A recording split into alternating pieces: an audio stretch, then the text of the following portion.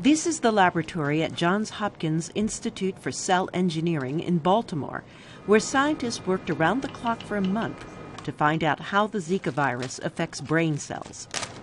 In this study, we just ask a very simple question. What are the cells that are preferentially vulnerable for the Zika virus? Since last year, when the Zika outbreak started in Brazil, more than 5,000 babies have been born with abnormally small heads and the possibility of severe developmental delays. The condition is called microcephaly. What these babies have in common is that at some time during pregnancy, their mothers were infected with the Zika virus. Since then, scientists have tried to determine why and how the Zika virus affects the developing brain and when the fetus is most vulnerable.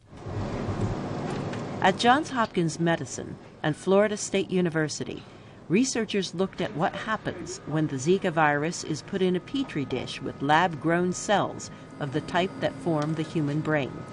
These are stem cells and the more developed neural progenitor cells. The researchers found that the Zika virus reacts in two different ways.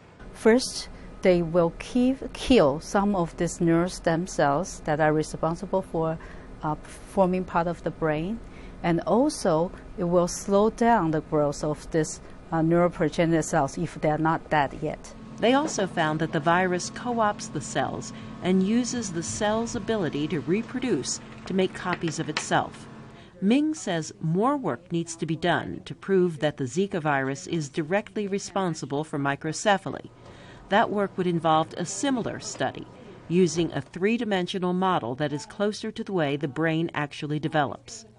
The scientists from both universities are now collaborating on another study. Another thing we really would like to do is to see whether we can find ways to block the Zika entry or the action of Zika virus on these cells. Blocking the virus or finding a way to keep it from damaging brain cells would make Zika far less threatening than it is now.